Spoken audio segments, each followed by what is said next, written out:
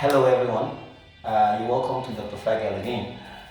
Today, the interest is to look at the distinction that exists between who and whom. However, before we go into that, permit me to take us down memory lane and get us acquainted with the components of a sentence. So when we have a sentence is usually made up of 5 elements: the subject, the verb, the object, the adjunct, and the complement. But I will be needing the first 3. That's the subject, the verb, and the object. The subject is the performer of an action, one who does something, and the object is the receiver of an action. For instance, the cat killed the goat. Even though this doesn't look practical, well, this is our subject and this is our object. Now, I can replace the cat with a pronoun. I can replace it with it.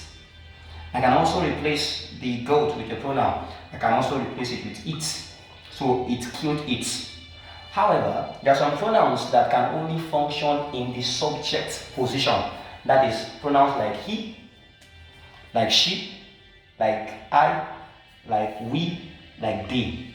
As you can see for this one, it can function at the 2 positions. There are also pronouns that can only function at the object position: him, her, me, us, them. So it will be very long for me to say them are good. It is they are good, not them are good. Alright? So we're trying to say that who is a subjective.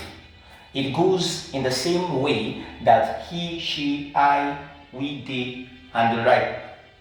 It aligns with them, while whom aligns with the objective. Alright, so the best way to distinguish between these 2 words is for you to substitute. For those of us that are into mathematics, we understand that there's a formula. There's a particular method of simultaneous equation called the substitution method. So if you can substitute, if you are given a sentence and you are able to substitute that sentence or the word who or whom with any of these subjective pronouns, that's what I have here. Easy tips to tell the difference. Number 1, the possibility of replacing the word with the subjective pronoun. That's the subjective personal pronoun. The words that show action, the ones that perform the action. For instance, you have, look at this now. Who killed the goat? This is correct because I can replace this who with he killed the goat.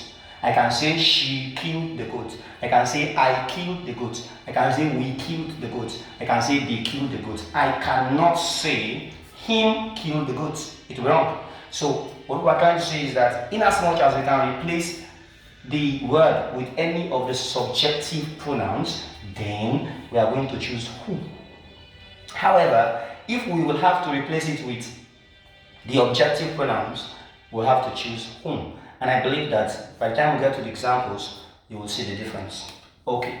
Another tip for you to note is that after every preposition, you are going to use whom. You always opt for whom and not who. To whom, with whom, in whom.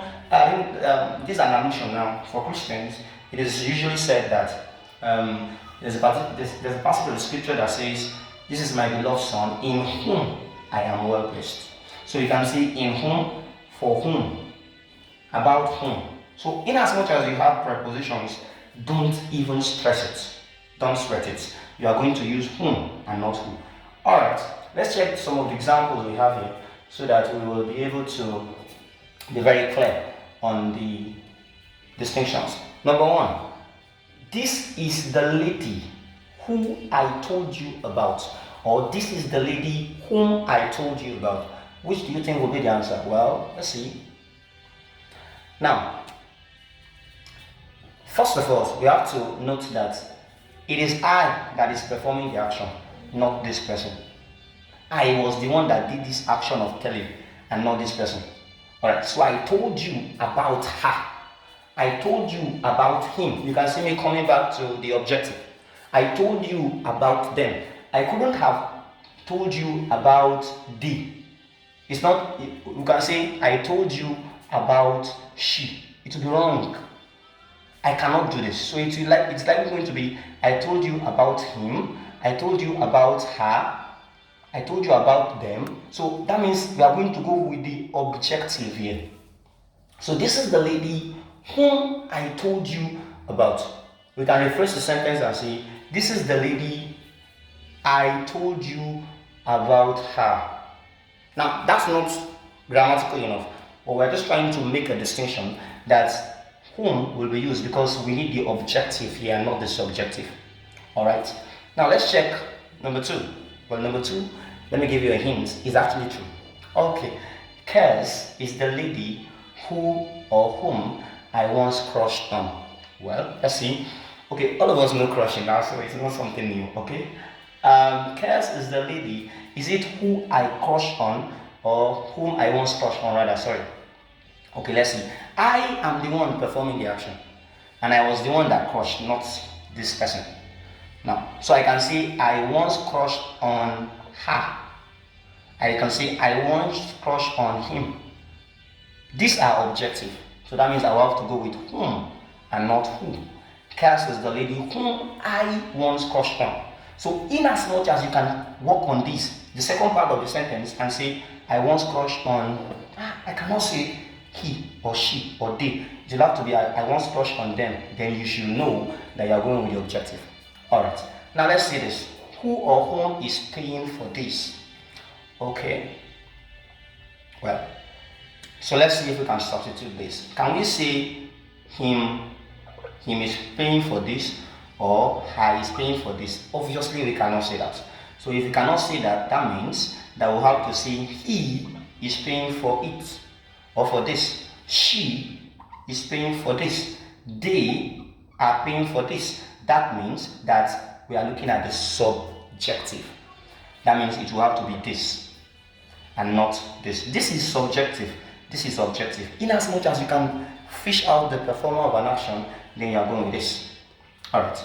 With whom? Now let's go back to what I discussed earlier. I said after prepositions, we go with whom. This is a preposition. With is a preposition, right? Just the same way we have to, we have for. I've talked about that earlier, about, and so on. So with whom, it's going to be with whom. Don't even stress it. Don't disturb yourself. Once you have a preposition, you are going with whom. With whom were you talking just now? With whom? You were talking just now with. You cannot say, sorry, you cannot say with he. You will likely say with something like with him, right? So you can see that. So with whom were you talking about? It's going to be with whom and not with who. And then number 5, the man who or whom stole my bag has been caught. Now, the first thing we have to note here is who did the action of stealing. Was it I or the man? It was the same man that did the action. So it is who. Because we can remove this who, we can substitute it with he stole my bag. You can see, he stole my bag. So, but I cannot say him stole my bag. It will be very wrong to say him stole my bag. I cannot say her stole my bag, but I can say she stole my bag. You can see she stole my bag. He stole. We are looking at the subjective, and this is subjective. The man who stole my bag. Alright, you can see how, I think it is very easy, is it not? Well, I think it is. If it is not, I insist it is, sincerely. Alright, to who or whom it may concern. Here, we have another preposition, and we have agreed on the fact that after prepositions, we go with whom and not who. I think that is clear enough. It may concern whom. Alright, and then the last one, who or whom wants dinner. Okay, let's check. Let's see, can we replace this with him wants dinner or her wants dinner? That will be wrong. But we can actually say something like, very sorry, I don't have my understand here with me. You can say he wants dinner. You can say she wants dinner. That means it is going to be the subjective because we are looking at the person that performed the action. Again, let me come back again. Who is subjective? whom is objective. If you have words like, if you can replace this with words like he, she, they, it, you, then, and I, then you use this. And if you can replace this with me, him, her, it, you, and them, then use this. So if I can replace it with this, I use this. It, he, you, she, I, they, it is who. If I can replace the word with me, it, you, they, them rather, him and her, I use whom. Now let me quickly hint at the fact that we have it here, we also have it here. We have you here, we have you here. That tells us that you and it can function and they can feature in the two places. I hope this explanation is very clear. It's my desire that the explication is not too hard. I would like your comments and your suggestions. Thank you for joining class today. God bless you.